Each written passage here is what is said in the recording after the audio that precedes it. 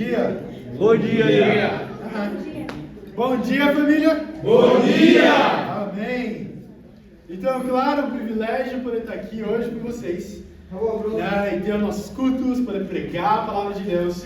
Aí vai continuar a nossa série, o livro de Josué. Amém? A gente vai ler hoje capítulo 9 e capítulo 10.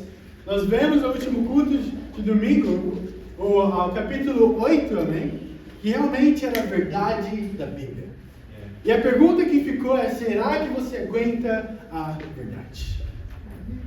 Será que você aguentaria se a verdade sobre o seu coração, sobre o seu relacionamento com Deus, fosse exposta no telão? Se cada pensamento, sentimentos, emoções fossem mostrados para o mundo inteiro ver. Porque se eu sou um cristão, se eu sou um exemplo para o mundo, então qual seria o meu medo?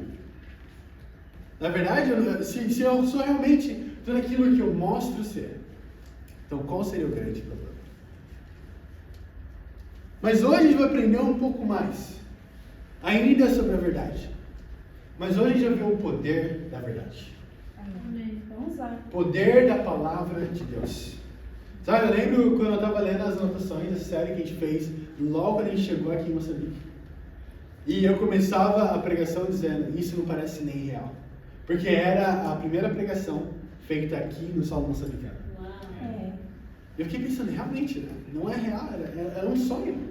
Poder chegar, trazer o time missionário, construir a igreja, pregar a palavra de Deus, batizar pessoas e ver a igreja crescer. E tem sido um privilégio desde então. Mas eu acredito que com o tempo passando, nós podemos ficar acostumados. Esquecer de quando era um sonho apenas. Esquecer de quando isso tudo era apenas um plano. Esquecer de onde a gente estava antes. E para onde Deus quer que nós chegamos. Mas é incrível, porque aqui a gente vai continuar lendo, amém? Lá ainda tem mais 13 capítulos. Josué acaba no capítulo 23. Agora, o capítulo 9 é bem curto. E começa falando sobre como todos os reis das proximidades ouviram o que tinha acontecido com Ai. A gente vai ler aqui em Josué. Vamos abrir a nossa Bíblia de Josué. A gente vai ler no capítulo 9, vamos ler o versículo 1 e 2. Amém? Josué, capítulo 9, versículo 1 e 2. Aqui, logo depois eles souberam que havia acontecido com Ai. Depois de Josué ir destruir aquele reinado, e aí todo mundo ouve sobre o que aconteceu. A gente vai ler aqui no capítulo 9, versículo 1 e 2, o que acontece, o que eles fazem. Fala assim, versículo 1. E souberam disso todos os reis que viviam a oeste do Jordão, até o Líbano. Eram os reis dos hititas, dos amorreus, dos cananeus, dos fariseus, dos heveus e dos jebuseus. Eles se juntaram para guerrear contra Josué e contra Israel. Então olha isso, aqui está falando que depois do que aconteceu com Ai, eles ouviram o que havia acontecido. O que eles fazem? Eles formam uma aliança.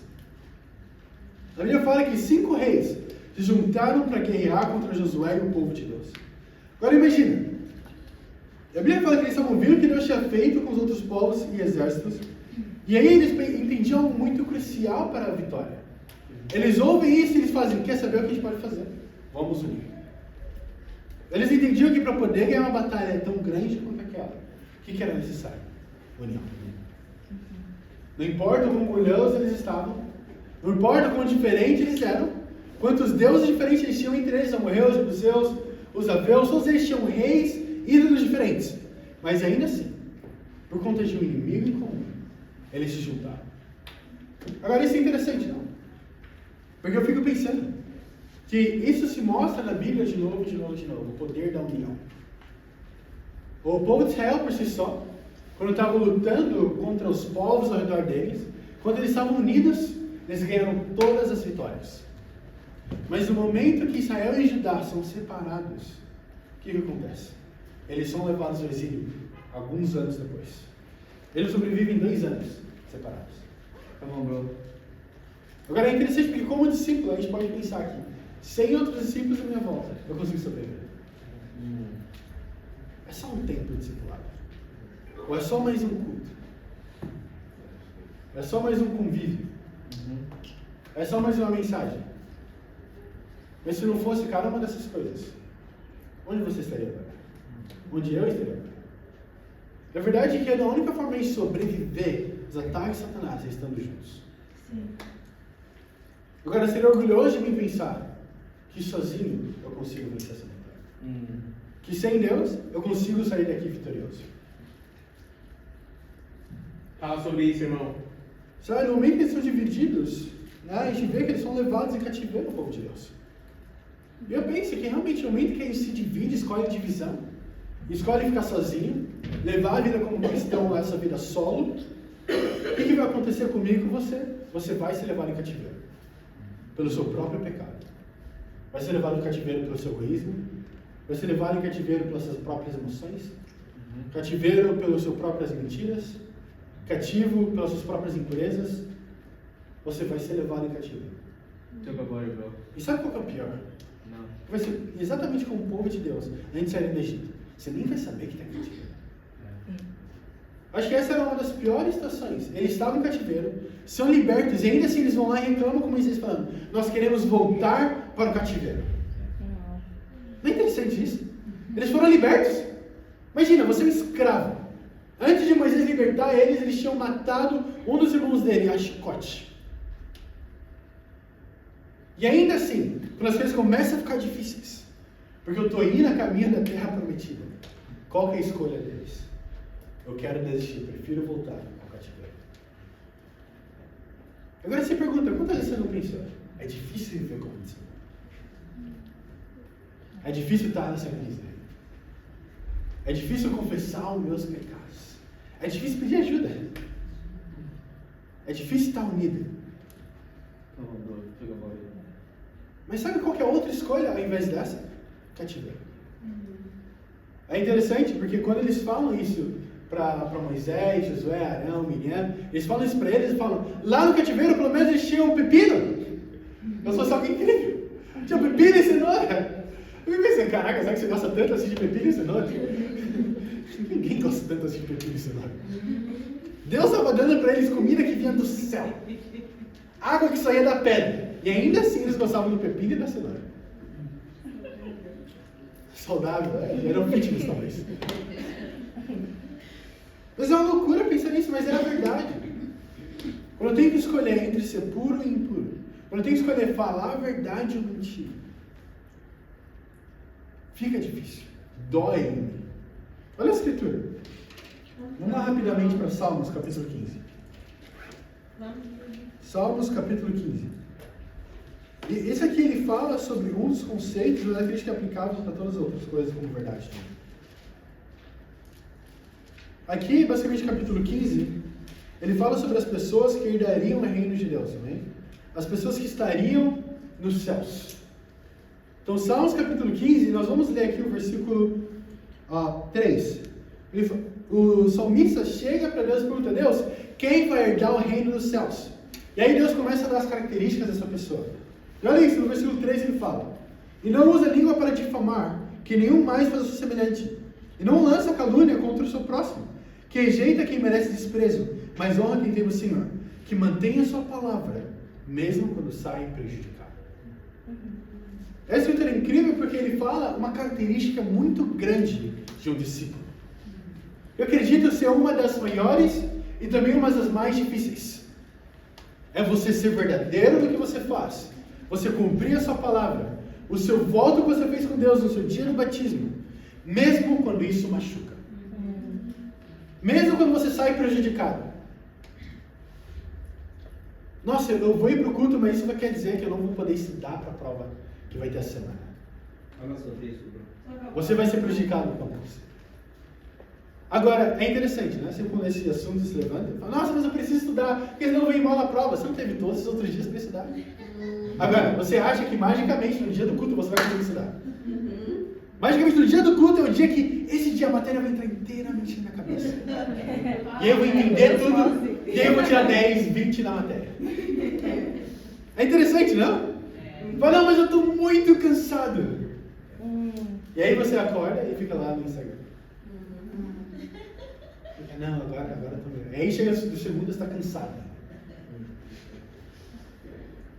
Essa é a verdade, acontece de novo. A gente tem que enganar nós mesmos, achando que se eu negar o meu voto que eu fiz com Deus, de realmente seguir Ele e colocar Ele em primeiro lugar acima de tudo, de alguma forma, minha vida vai ficar mais fácil. Uma realidade que existe para todo mundo. A sua vida vai ser difícil com Deus e sem Deus. Pessoas que não têm Deus sofrem. Pessoas que têm Deus também sofrem, mas com Deus. Eles poderiam estar no deserto e com Deus, a caminho da terra prometida, mas ainda assim no deserto, meio deserto não virou uma Copacabana Palace, né, um resort 5 estrelas. Infelizmente ainda é um deserto, o sol queima você de manhã e o frio é terrível à noite. Ou você pode ficar no cativeiro, onde talvez você teria casas, um teto sobre a sua cabeça, mas ainda assim você é um escravo. Então a gente escolhe o nosso sofrimento. Você vai sofrer nessa vida querendo ou não. Agora, como você sofre nessa vida determina como você vai passar a sua eternidade. Você pode sofrer com Deus durante 80 anos aqui na terra e passar uma eternidade com Ele nos céus. Fica 80 anos no deserto, sim, no deserto, mas passar realmente a eternidade nos céus, livre. Ou passar 80 anos da sua vida aqui ainda sofrendo, fazendo o que você bem entender, e passar a eternidade no sofrimento. Num cativeiro muito mais real que esse na terra. Fala sobre isso. Sabe, o que ele vai fazer aqui, o que Satanás faz, ele entende esse conceito de unir forças. Sabe, eles iam lutar contra o povo de Deus. Eles não vão se render naturalmente. Mas ainda assim, eu acredito que se eles estivessem unidos com o povo de Deus, eles poderiam vencer 5, 10 reis que fossem. E sabe o que é incrível? É que eu não estou unido necessariamente com o Fernando, aqui na igreja. Eu não estou unido com o Dair, com a Bruna, com a Carol. Eu não estou unido com as pessoas, literalmente, para assim dizer. A minha união é com Deus. E por conta da minha união com Deus, eu posso estar junto com as pessoas que também estão unidas com Deus. Porque, vamos ser bem realistas, o que a gente tem em comum? No mundo onde igreja e Deus não existisse, eu acho muito difícil achar que essa sala seria extremamente amigos e unidos. É verdade. De verdade. Olha, por exemplo, nós somos os melhores amigos no reino. É uma pessoa extremamente diferente de mim, o Douglas. Ele trabalha com finanças e essas coisas. Difícil. Eu sou um cara que tem loja anime, computador, essas coisas. A gente é completamente diferente, mas o reino, Deus foi que nos uniu. Da mesma forma, para a gente, aqui são pessoas extremamente diferentes. Agora, o que a gente tem em comum? Deus. O que o povo no deserto tinha em comum? Deus. Agora, quando Deus deixa de ser o que nós temos em comum, que a gente começa a se dividir. Quando o que você está unido é o seu trabalho, e a pessoa do seu lado está unida com a família dela, e outra pessoa está unida com os amigos dela, o que acontece? Cada um de nós começa a ter essa separação, essa divisão. Seja dentro da igreja. Agora, o meu tratado com Deus, minha aliança tem que ser com Deus. E nós vamos estar alinhados com o que seja alinhado com Deus. E sabe o que acontece aqui nesse capítulo? É que tem esse povo chamado Gibeonitas. Ele, na verdade, infelizmente, eles enganaram Josué. E o povo de Deus, eles foram astutos. E o título da pregação de hoje é o poder da palavra. O poder da palavra de Deus. Então eu acredito que a palavra de Deus e tanto a nossa palavra também tem muito poder. A boca tem muito poder. É bem interessante. Eu acredito que tudo que eu falo, seja uma reclamação ou uma gratidão que eu vou falar, tudo isso vai ser atendido de alguma forma. Eu acredito que a minha palavra, que eu escolho falar e não falar, tem muito poder. Algo que é bem interessante nesse capítulo é que o poder das palavras de persuasão do povo de Gibeon. Vamos ler aqui Josué capítulo 9, versículo 3. Versículo 3 até o 6. A Bíblia diz assim: contudo, os habitantes de Gibeon souberam que Josué tinha feito com Jericó e Ai. Versículo 4. Recorreram ao Ardir, enviaram uma declaração, trazendo jumentos carregados de sacos, gastos e vasilhas de couro velhas, rachadas e remendadas. Os homens calçavam sandálias gastas e remendadas e vestiam roupas velhas. Todos os pães e o suprimento deles estavam secos e esmigalhados. Foram a Josué no acampamento de Gilgal e disseram a ele e os homens de Israel: viemos de uma terra distante, queremos que façam um acordo conosco. Então o que acontece? Tem os gibeonitas, né? E aí eles estão lá, e eles falam, ouve que o povo de Deus tinha feito com Ai, ou seja, eu sou o próximo. Eles vão me atacar, eu vou morrer, vai ser terrível. Então eles têm uma ideia. Falaram, eu vou mandar um grupo de pessoas para falar com Josué no sacramento dele. Mas eu não vou só apenas mandar as pessoas. Quer saber? Elas vão vestido com roupas gastas, sandálias gastas, o cantil com água vai estar todo remendado. Daí eles vão estar parecendo realmente pessoas muito pobres. E chega lá e fala para eles, nós viemos de uma terra distante e queremos fazer um acordo com vocês. Agora vamos ler do versículo 14 ao 16. Olha o que acontece. Os israelitas examinaram as provisões dos aveus, mas não consultaram ao Senhor. Então Josué fez um acordo de paz com eles, garantindo poupar-lhes a vida. E os líderes da comunidade confirmaram o juramento. 3 dias depois de fazerem um acordo com os gibeonitas, os israelitas souberam que eram vizinhos e que viviam perto deles. Ou seja, eles foram enganados. Mas eles descobriram isso quando? Depois do acordo. Primeiro ponto. A palavra certa, na hora certa. A palavra certa, na hora certa. Agora, depois da escritura, fale o que você quiser falar. Mas eles foram inteligentes.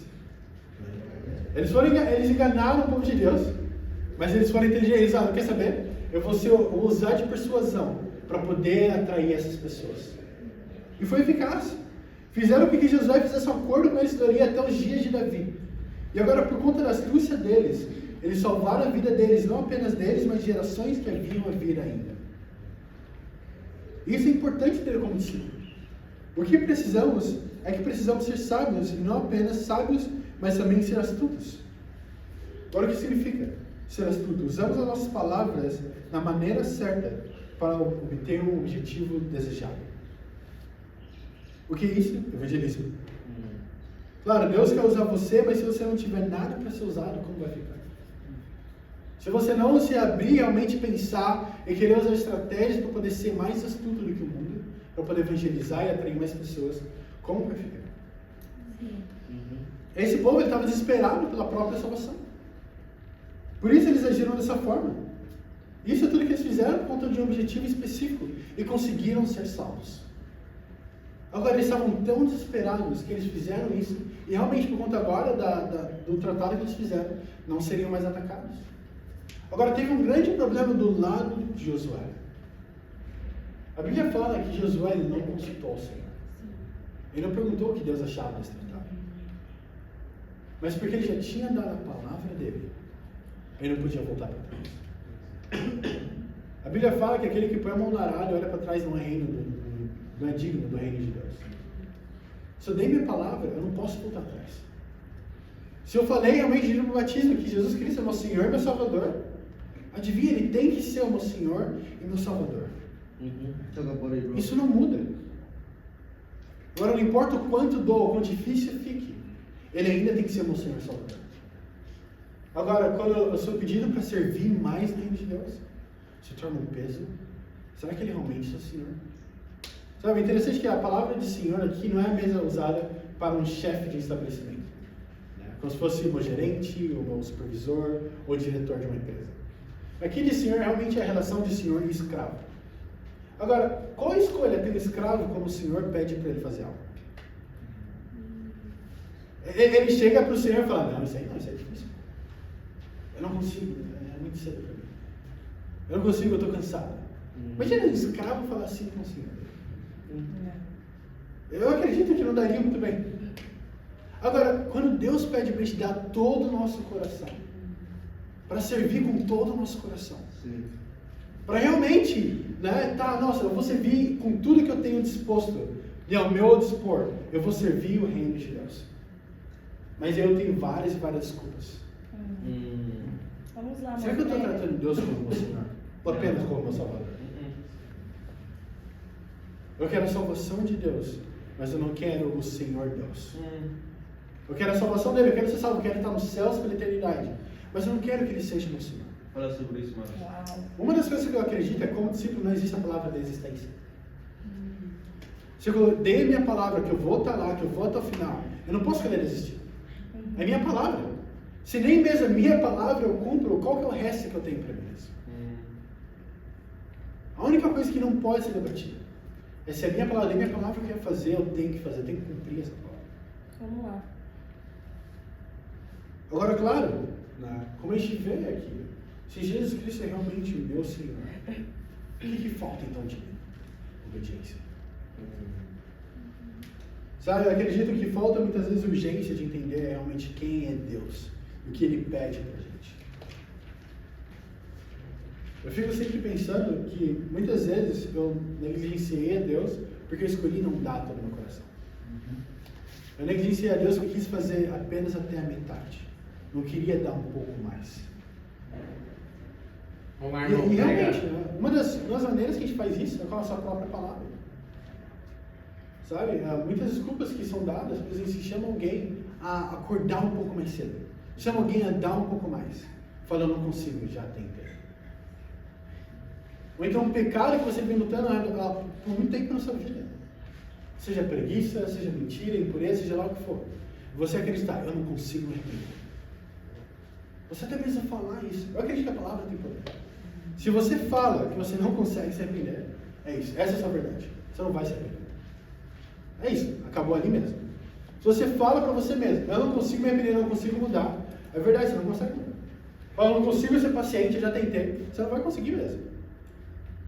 Não importa o que eu fale para você, não importa o que a Bíblia fala, não importa o que as pessoas falem ao seu redor. Você não vai conseguir. Agora, no momento que você acredita, e você realmente fala, eu posso mudar, eu posso me arrepender. Sim. Nesse momento, ainda tem esperança. Vamos lá. É muito fácil desistir quando as coisas ficam difíceis. Mas isso é que separa campeões de participantes. Você pode ser um participante nessa caminhada com Deus. Você pode ser mais um campeão. Vamos lá, amor, prega. Quando a Bíblia fala algo, que o inferno existe, por exemplo, que vai chegar um dia onde seremos julgados, isso é verdade. E a realidade é que por mais que a Bíblia fale que a porta é estreita para a salvação, ainda assim, tem um senso de que todas as pessoas que se dizem cristão, ou então o famoso crente, são salvos. Somos todos irmãos. Alguns dados para vocês. Segundo a ACN International, é um site de dados ao redor do mundo, fala que 55% da população de Moçambique é cristã. Não apenas isso, dados mostram que no mundo inteiro temos 2,4 bilhões de pessoas que se declaram cristãs. Agora, se esse dado for verdade, será que a porta realmente é estreita? Será que todo mundo que se considera um cristão, que fala que é um cristão, será que todas as pessoas realmente são cristãs? Agora, para mim e para você, que acredito que você está aqui hoje, muito provavelmente se considera um. Se você realmente olhar para a sua própria vida com atenção, será que você realmente é um cristão? Para os discípulos, será que você realmente é um cristão? Será que você realmente vive como um discípulo? Ou será que já tem um tempo que não tem vivido como? Será que tem perdido a primeira mão? É incrível, se você olha em Apocalipse capítulo 3, fala de uma igreja incrível. Fala que eles eram muito zelosos, que eram muito talentosos, que cresciam muito, faziam tantas e tantas coisas. Mas aí Deus fala, uma coisa eu tenho contra você. Vocês perderam o primeiro amor. Eu acredito que como discípulos podemos fazer tantas e tantas coisas, mas no meio do caminho podemos perder o primeiro amor. Quando você perde o primeiro amor, é quando você começa a perceber que a Bíblia se torna opcional para você. Mateus 6,33, busque o reino de Deus em primeiro lugar, as demais coisas vão ser acrescentadas. Parece só uma música interessante. Uma escritura que já ouvimos tantas e tantas vezes que memorizamos. Mas não mais a verdade no mundo. Sim. Vamos lá, pregue, Yuri. Vamos lá para Mateus capítulo 7. Vamos, irmão. Vamos lá, amor, Mateus prega. capítulo 7. Vamos ler o versículo 14. Estão comigo, família? Sim, Vamos, irmão, vamos. prega. Mateus 7, versículo 14.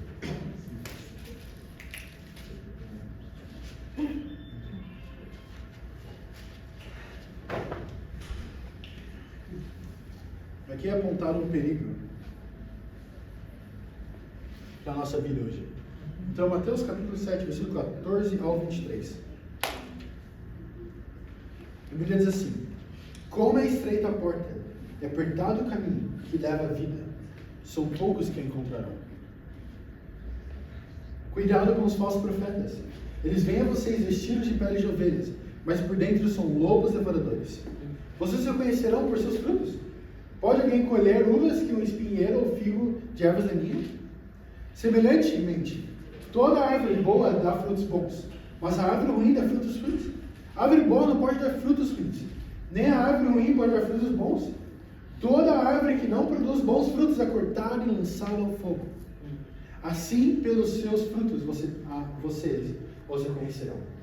Nem todo aquele que me diz Senhor, Senhor entrará no reino dos céus, mas apenas aquele que faz a vontade do meu Pai, que está nos céus. Muitos me dirão naquele dia: Senhor, Senhor, nós profetizamos em teu nome. Em teu nome nós expulsamos demônios e não realizamos muitos milagres. Então eu lhes direi claramente: nunca os conheci. Afastem de mim vocês que praticam o mal. Essa é uma das escrituras que mais me dá medo. Porque aqui ela fala não de um pagão, não fala de uma pessoa que não vai para a igreja, não fala de uma pessoa que não prega, não fala de uma pessoa que não acredita em Deus. Ele fala exatamente da pessoa que está aqui na frente pregando.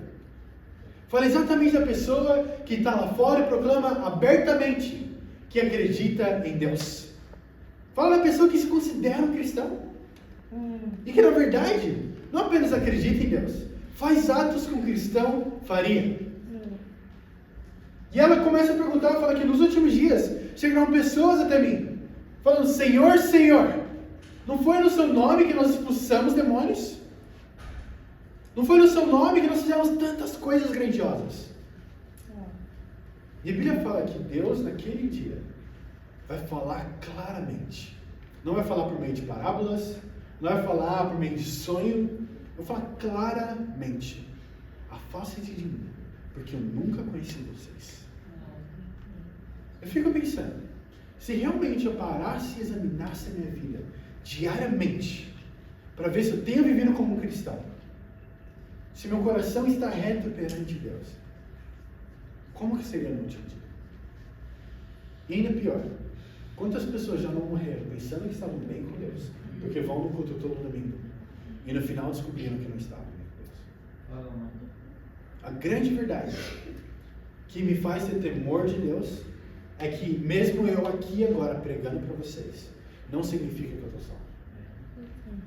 Posso pregar 500 pregações, batizar 500 pessoas, posso estudar a Bíblia com milhares de pessoas, posso fazer tantas e tantas coisas, mas se eu não tiver um relacionamento com Deus verdadeiro, eu não vou entrar nos céus. E esse relacionamento não é criado aqui no domingo, infelizmente. Não é depois de uma pregação muito boa que esse relacionamento é criado. Não é depois de ouvir algumas canções profundas que esse relacionamento é construído. Não é depois de chorar por conta de uma santa ceia que você olhou para a cruz, que é nesse momento que o seu relacionamento com Deus é criado. Mas é dia após dia, escolhendo colocar Ele em primeiro lugar. Vamos lá. Falando a verdade, mesmo quando você sai prejudicado. Sim. Escolhendo a Deus, mesmo quando isso te fere de alguma forma. Sim. Fala sobre isso, irmão. E a Bíblia fala que por meio dos seus frutos, todos saberão se você realmente é um cristão ou não. Fala, você pode andar como um cristão, falar como um, viver como um, mas se o seu fruto é diferente, você não é um cristão. É interessante, a gente estava andando esses dias, eu estava andando com o Santos.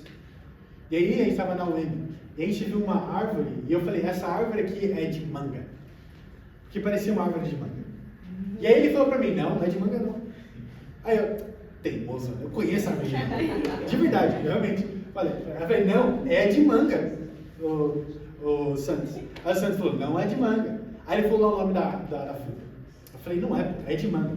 E eu sou tão teimoso, cabeça dura, orgulhoso, que eu cheguei num cara aleatório na rua, puxei ele e falei: essa árvore aqui não é de manga? Ele olhou pra mim e falou: não. Eu falei: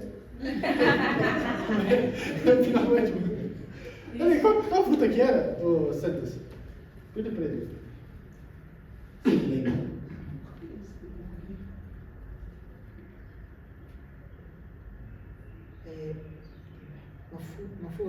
Mafura.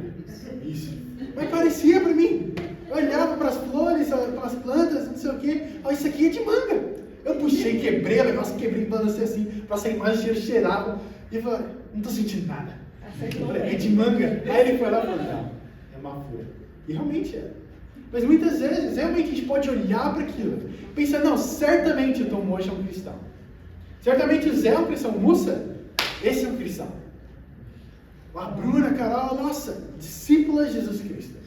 Mas como saber se essa pessoa realmente é um cristão? Mateus 28. Vamos lá. Mateus 28, 18 ao 20. Vamos lá, prega. Aqui são as últimas palavras de Jesus Cristo antes de subir aos céus. E eu acredito que antes de morrer, ele falaria algo muito importante, amém? Eu acredito que no meu último dia de vida, no meu leito de morte, eu não olharia para a pessoa do meu lado e falaria, eu amo sorvete de iogurte. Acredito que eu falaria algo importante, um pouco mais do que isso. Talvez o Palmeiras não tem mundial.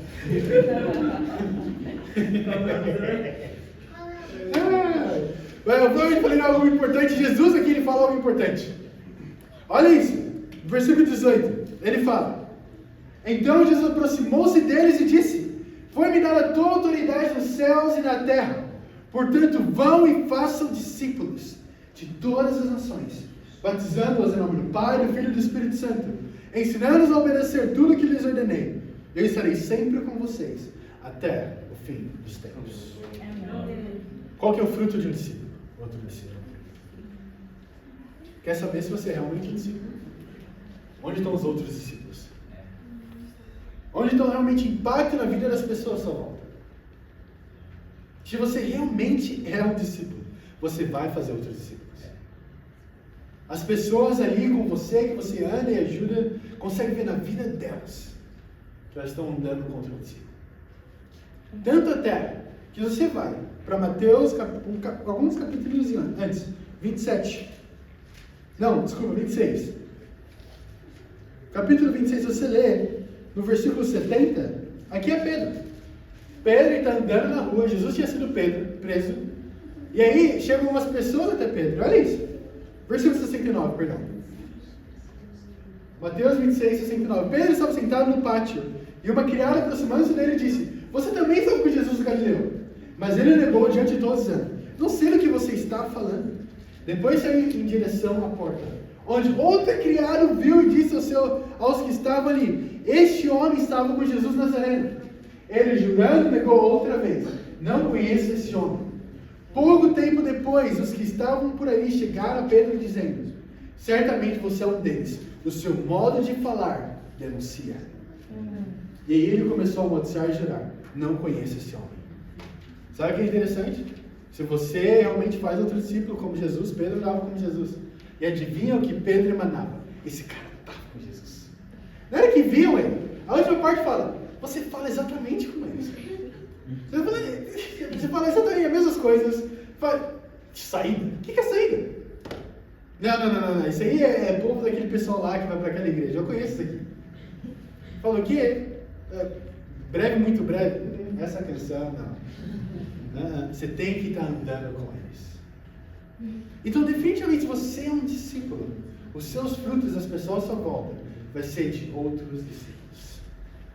Se você fala que você é um discípulo, você é um cristão verdadeiramente, mas você nunca fez um cristão, nunca obedeceu o que Jesus pediu para todos nós nos últimos dias da vida dele. É interessante. Essas são as últimas palavras dele, certo? Marcos capítulo 1, versículo 16. As primeiras palavras dele no ministério.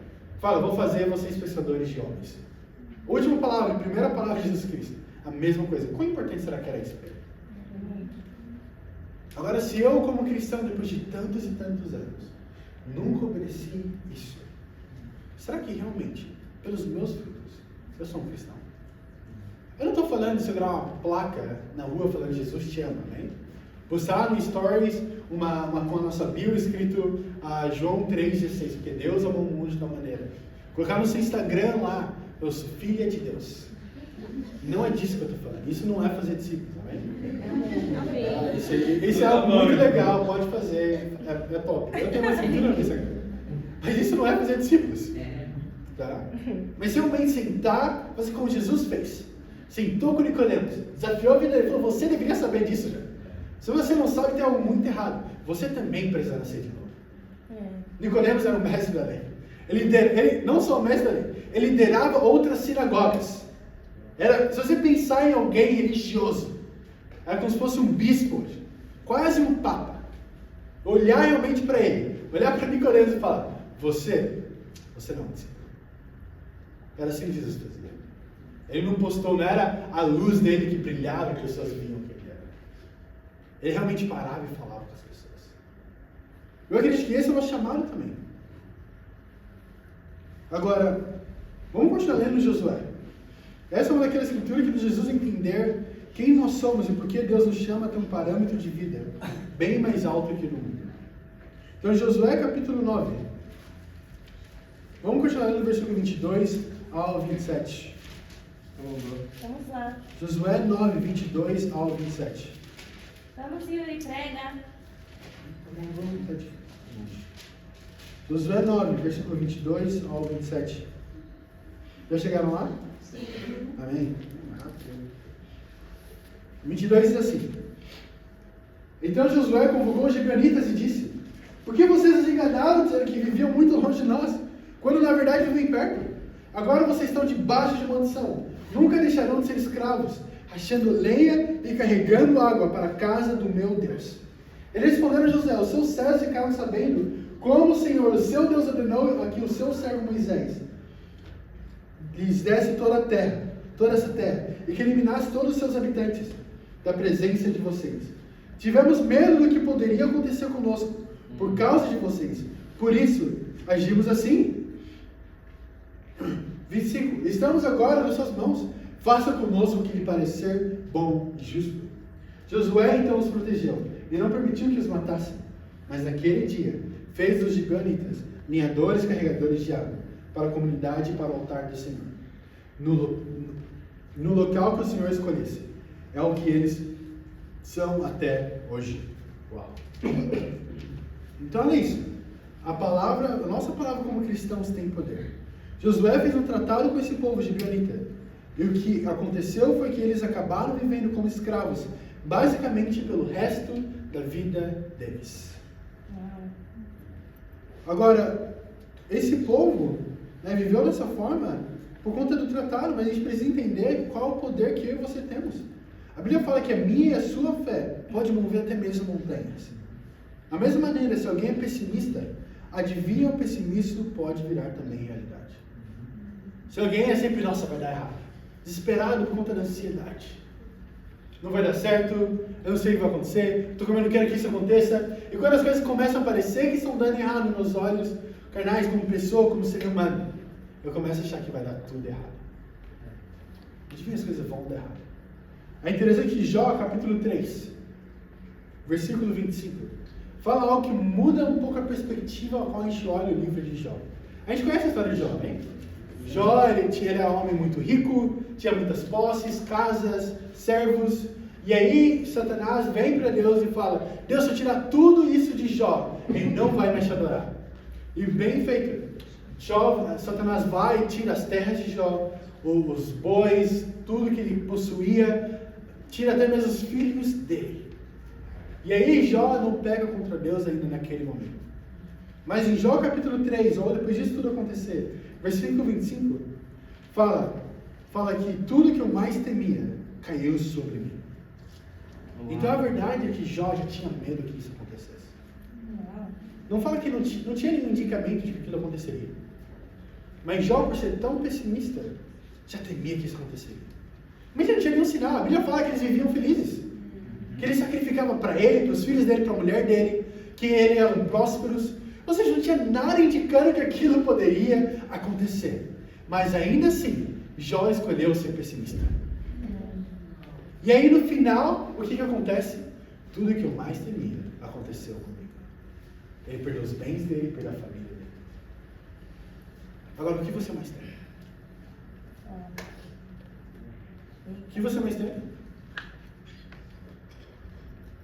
Eu acredito que quanto mais pessimista um discípulo é, mais difícil vai ser a sua vida. Porque você vai atrair cada vez mais essas coisas para você. É interessante quando o povo de Deus já está lá com Moisés. Eles estão reclamando porque eles não têm carne. Amém? Eles reclamam, Deus, a gente não tem carne, está comendo só esse maná, que a gente não trabalha, não faz nada para receber, vem dos céus. Comeu toda hora essa coisa, estou enjoado disso. Eu quero carne. E eles reclamam, provavelmente queriam um churrasco. Fala, Deus, por favor, o churrasco que o Mocha vai fazer pra gente na quinta-feira. Eu quero muito ele. E aí, Deus ouve a reclamação deles. A Bíblia fala que não que eles oraram, não eles falaram com Moisés, falam que eles reclamavam no coração deles e entre eles. E a Bíblia fala que Deus ouviu a oração deles. A reclamação deles subiu como uma oração a Deus. Imagina isso. A minha reclamação como um pedido a Deus. É interessante, eu estava vendo um vídeo esses dias que falava, você só reclama de um trabalho porque você tem um trabalho. Você só reclama dos seus filhos serem desobedientes porque você tem filhos. Você só reclama da sua família porque você tem uma família. Você só reclama da igreja, da sua salvação porque você tem uma. Agora imagina, se Deus tirasse cada uma das coisas a qual você reclama. Toda vez que você reclama do seu trabalho, do seu chefe, ok, sem problema. Está reclamando disso? Eu vou resolver seus problemas. Tirei. A faculdade está muito difícil. O professor fica dando essas matérias, na prova é que você aprende uma matéria nova. Fala, ok, sem problema nenhum. Eu sei como isso é difícil. Quer saber? Vou tirar de você. Os meus filhos não obedecem. É muito difícil. Imagina se ele tirasse eles. O quão mais difícil não seria. Sabe, eu fico pensando realmente, se Deus tirasse cada uma das coisas que eu reclamo, quão miserável seria a minha vida. Até mesmo Provérbios, capítulo 23, versículo 7 fala, como um homem pensa em seu coração, assim ele é. O homem é uma mulher insegura. Eu acredito que nós, como discípulos, são as pessoas que deviam ser mais seguras no mundo, na realidade. Deveriam ser as pessoas que amam realmente com o nariz em pé. E tipo, eu sei o que eu estou fazendo, se você sabe. Fala, não gostei de você, e daí? Vou ir pro céu. Não vai mudar nada. Deveriam ser as pessoas mais seguras de si mesmas. Mas o que eu acredito no meu coração sobre quem eu sou, assim eu vou me tornar. Essa é a minha realidade. A nossa insegurança, nossos pensamentos negativos podem vir na cidade. Por isso a Bíblia nos chama a tomar cativo os nossos pensamentos e levar eles a Deus. E ele fala, tem tipos de pensamentos que ele quer que nós tenhamos. A Bíblia fala em Filipenses capítulo 4, versículo 8, coisas verdadeiras, nobres, justas, puras, belas, louváveis, excelentes, dignas de aplausos. Tudo que for digno de ser pensado, pensem nestas coisas. Esse é o tipo de pensamento que eu e você temos que ter. Agora, toda vez que você tiver um pensamento negativo, ficar pessimista ou ansioso por qualquer coisa, coloca nessa lista e vê se bate com essas coisas. Se não bater com essas coisas, você tem que levar esse pensamento negativo. Entregar ele para Deus. Segundo e último ponto. Segundo e último ponto é a confiança que traz salvação na hora certa. Confiança que traz salvação na hora certa. Muitas vezes o que acontece é que ficamos esperando a hora certa de muitas coisas. Né? Sim. A hora certa para estudar. A hora certa para lavar a louça. Esse sou eu. Infelizmente. Odeio lavar a louça. Um dia eu sou muito grato que a Bruna gosta mais do que eu. Mas é verdade, fica pensando na hora certa de cada uma dessas coisas, não? Sim. A hora certa de ir, sair para poder estar no horário, seja no trabalho, na faculdade. Mas sabe o que é interessante? A gente pensa até mesmo na hora certa de repente. É muito interessante, porque quando a gente está na faculdade, quando o pessoal precisa da Bíblia, uma das grandes culpas é, agora não, quando eu terminar a faculdade, eu vou ter mais tempo. E aí sim eu posso construir um relacionamento com Deus. Uau. Eu agora estou muito ocupado na faculdade.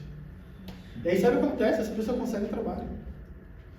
E aí você vai lá e fala, agora você pode? Não, estou muito ocupado com o trabalho, construindo minha vida ainda, não vai dar. Talvez depois, quando eu casar, vou ter um pouco mais de tempo, vou estar focando na minha vida. E assim na sua casa. Aí você fala, agora você tem tempo? Ainda não é a hora certa. E você vai morrer esperando a hora certa. A Bíblia fala, né, em 2 Coríntios capítulo 6, versículo 1 e 2, fala que hoje é o dia de salvação. Amém. Não tem a hora certa do seu arrependimento. É agora. Fala sobre Você fica esperando o tempo que você vai se sentir mais confortável para se arrepender. Ele não vai chegar. Vamos lá. Nunca vai ser confortável confessar seu pecado. Nunca vai ser confortável falar a verdade quando você sair prejudicado nisso. Não mesmo. Nunca vai ser confortável viver para Deus. Essa é a verdade. A hora certa é agora. Sim. Vamos lá. Não tem uma melhor hora. Quanto mais você espera, mais difícil vai ficar. É que nem mentira. Quanto mais longo você deixa para confessar uma mentira, mais difícil fica de abrir mão daquela mentira. É verdade. Aquilo começa a te comer por dentro. Vamos para Josué capítulo 10. Você considerou? Vamos lá. Vamos ler o versículo 7 ao versículo 11 aqui. Então aqui eles já vão enfrentar esses 5 reis, amém? No versículo 7 ao 11, fala sobre quando o exército de Israel começa a marchar contra o exército de Judá. Então do 7 ao 11, vamos ler aqui o que a Bíblia fala. Josué partiu de Gilgal com todo o seu exército, inclusive com os seus melhores guerreiros. E disse o Senhor a Josué: não tenha medo desses reis. Eu os entregarei nas suas mãos. Nenhum deles conseguirá resistir a você. Depois de uma noite inteira de marcha desde Gilgal, Josué os apanhou de surpresa. O Senhor os lançou em confusão diante de Israel. Eles impôs grande derrota em Gibão. Os israelitas, os perseguidores, os subiram para Bet-Horon e os mataram por todo o caminho até Azeca e Maquedá. Enquanto fugiram de Israel, na descida de Bet-Horon para Azeca, do céu o Senhor lançou sobre eles grandes pedras de granizo, que mataram mais gente do que as espadas dos israelitas. Essa escritura é incrível. Eu fico imaginando. O livro de Josué muitas vezes parece como um filme, não? Fala tipo, nossa, eles marcharam durante a noite inteira. Se você olhar geograficamente, fala que de Gilgal até onde era o lugar de guerra era 30 horas andando. Agora, 30 horas andando com 10, 20 mil pessoas é muito mais tempo, né? Agora, são soldados marchando durante todo esse tempo para entrar em guerra. Então, eles não estavam descansados, eles só queriam cumprir a palavra deles, para proteger o povo que enganou eles. Mas por conta da palavra que eles disseram, eles sacrificaram a si mesmos. Isso é uma loucura. Eles foram enganados. Eles não falam, não, então eu não vou cumprir minha palavra com você, porque você me enganou. Mas por conta da palavra deles, eles cumpriram. E eles chegam lá. E aí um problema comum que nós podemos ter, e realmente é o que nos impede de receber completamente a vitória que Deus quer nos dar, eu acredito que esse problema é a insegurança. Uma das coisas que Deus fala para ele é, não tenha medo. Agora por quê? Eram 5 reis. Não era mais um rei, mais um reinado, eram 5 reinados juntos. E aí a Bíblia fala para ele, não tenha medo. Você certamente vai obter a vitória. E eles marcham durante 30 horas. E chegam lá, a Bíblia fala que Deus coloca eles em confusão. Eles começam a destruir o exército. Eles começam a fugir até Maquedá. Quando eles chegam no topo de Maquedá, o que acontece? A Bíblia fala que Deus manda pedra do céu, granizos, para acertar eles e eles morrem. E a Bíblia fala que essas pedras mataram mais deles do que as próprias espadas dos israelitas. Então, o que eu entendo disso tudo? É que a vitória não vai vir porque eu sou bom o suficiente para lutar contra 5 reis. Não era isso. Deus não estava falando, não tenha medo porque você é muito talentoso. Não tenha medo porque você conhece muito bem guerras. Já foi vitorioso tantas vezes. Mas ele fala, não tenha medo porque eu estou com você. Eu vou lutar essa guerra. E deu a vitória para eles. Você vê essa batalha que eu não estou aqui fisicamente usando Josué, mas espiritualmente nós somos que foi Deus. Deus colocou eles em confusão. Imagina, todo um exército confuso, tudo bagunçado. Eles foram lá e atacaram. Começaram a fugir. E aí depois vem granizo e matam milhares e milhares de pessoas. Eu fico pensando, realmente, essa guerra vai vencida por quem? Por Deus. Nós vamos continuar lendo aqui no versículo 12 até o 15. Olha o que a Bíblia fala. No dia em que o Senhor entregou os amorreus aos israelitas, Josué exclamou ao Senhor, na presença de Israel: Sol, pare sobre Gibeon, e você, a lua, sobre o vale de Aijalon. O sol parou e a lua se deteve, até a nação vingar-se dos seus inimigos. Como está escrito no livro de Jassar, o sol parou no meio do céu, por quase um dia inteiro não se pôs. Nunca antes nem depois, Houve um dia como aquele, quando o Senhor atendeu ao homem, sem dúvida, o Senhor lutava por Israel. Boa. Então Josué voltou com todo Israel ao acampamento em Gilgal. Que escritura incrível. Aqui o que mostra?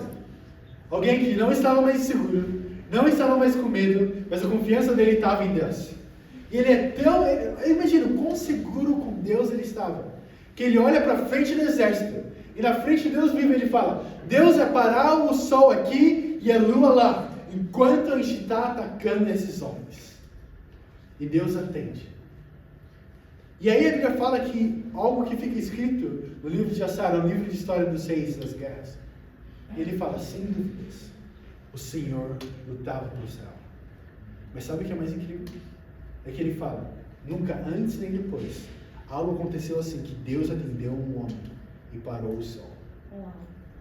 Eu acredito que dependendo da nossa fé, nós podemos fazer algo nunca visto antes. Eu realmente tenho fé nisso. Eu tenho fé que a gente pode fazer algo que nunca foi visto. Algo que ninguém nunca esperou ver acontecer. Sim. Eu acredito que essa igreja pode se tornar uma igreja exemplo para as igrejas de fora. Amém. Eu acredito que cada um de nós podemos chegar realmente em coisas grandiosas para Deus. Mas do que depende isso? Sua fé. Agora imagina se Josué fosse inseguro. Ainda continuasse com ele. Fala, não sei se eu vou ganhar. Acho que a gente vai perder essa guerra. Não sei se ele vai conseguir lutar contra eles. São 5 reis. Mas muito pelo contrário. Ele teve fé que Deus ainda lutava por eles. Agora, Josué tinha fé e confiança que Deus daria a vitória para Israel. Mas a fé dele não parava ali.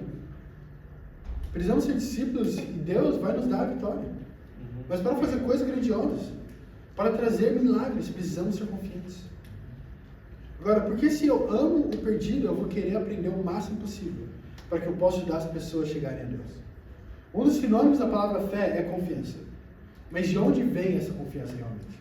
Vamos para Romanos capítulo 10. Vamos lá. De onde vem essa confiança que nós, como discípulos de Deus, como cristãos, podemos ter em Deus? Romanos capítulo 10, vamos ler o versículo 17. Vamos, irmão. Prega. Romanos 10, versículo 17, a Bíblia diz assim: consequentemente, a fé vem por se ouvir a mensagem ouvida mediante a palavra de Cristo. Uau. De onde vem a fé? Da palavra de Deus. Quanto mais você mergulha nela, mais fé você vai ter. Quanto mais você vê o quão Deus foi fiel, desde 2000 anos atrás até hoje, você começa a entender que realmente Deus não mudou. Agora, a única maneira de ter fé é essa. Isso explica porque as pessoas hoje são tão unidas contra as coisas. Sabe, vindo para aqui para a igreja, a gente passou por uma igreja religiosa que tinha uma placa na frente, culto da prosperidade. E tinha, na foto tinha um homem com um relógio de ouro, anel de ouro, colar de ouro, e fazendo assim. E eu pensei, nossa, realmente, isso é bem mais fácil, não? É por isso que as pessoas vão ainda. A prosperidade é algo para mim, que eu preciso receber. Elas não vão mais para dar para Deus, mas para receber de Deus. E eu não estou falando de contribuição, eu estou falando realmente do seu próprio coração. Deus não precisa do seu dinheiro. Muito ao contrário do que muitos acreditam. A verdade é que mesmo se ninguém aqui der contribuição, ninguém aqui dá um centavo, Deus vai achar um jeito de fazer a igreja continuar. Eu acredito nisso. Deus é o Deus da prata, do ouro. Ele tem poder sobre todas essas coisas. Isso aqui, eles pregam lá fora de, nossa, você dá muito dinheiro, Deus vai te abençoar. É marmelada, mentira. Você não acha isso em lugar nenhum da Bíblia. Não existe isso. Deus não precisa do meu nem do seu dinheiro. Agora nós damos porque somos gratos de devolver a Deus o que Ele já nos deu. Mas realmente, eu pensando, por que as pessoas acreditam tanto nesse evangelho da prosperidade? Esse evangelho onde tem apóstolos, né? Onde tem um homem de Deus, onde tem um líder absoluto que o que ele fala é a regra. Porque elas não amam a verdade. Elas não conhecem ou entendem o poder da palavra. A Bíblia fala porque o povo perece. A Bíblia fala em Oséias que o povo perece por falta de conhecimento. Não é por falta de talento, não é por falta de vontade, não é por falta de, sei lá, estrutura, não é por conta do país que você nasceu, ou quando você nasceu, mas é por falta de conhecimento. Quando as pessoas decidem não amar a verdade da Bíblia, é nesse momento que as pessoas são destruídas. Nesse momento elas são realmente enganadas. O pastor vai lá, abre a Bíblia dele, fala o que ele quiser falar, inventa algo na cabeça dele, e já que você não ama a verdade, não vai ver se é realmente verdade ou não. E aí eu posso acreditar no que ele fala. Agora você quer realmente agradar a Deus? Quer realmente amar a verdade e ter o poder da verdade? Vamos lá para Atos, capítulo 17. Vamos lá, irmão. Vamos ver como a gente pode fazer isso. Atos, capítulo 17. Nós já vamos terminar aqui, amém? Vamos ler o versículo 10.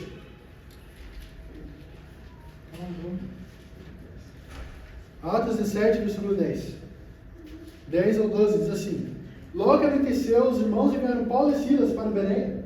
Chegando ali, eles foram à sinagoga judaica. Os bereanos eram mais nobres do que os tessalonicenses, pois receberam a mensagem com grande interesse, examinando todos os dias as escrituras, para ver se tudo era assim mesmo. Eram muito dentre os judeus, bem como dentre os gregos, e um bom número de mulheres de elevada posição, e não poucos homens. O que eles fizeram para ser considerados nobres? Interessante, quando a gente ouve a palavra nobre, a gente sempre pensa em dinheiro, né? Um nobre realmente. Mas aqui era o contrário. Na real, que se fosse ser sobre dinheiro, o Tessalonicense era conhecida pela sua nobreza, por ter muito dinheiro. Era uma cidade que ficava no porto. Naquela época, porto era tudo. Porque era como eles faziam um mercado, um mercantil. Então era uma cidade que tinha muito dinheiro. Agora, Bereia era bem no centro. Não tinha porto, não tinha nada, não tinha rotas comerciais que passavam por ela. Eles não tinham nada a favor deles.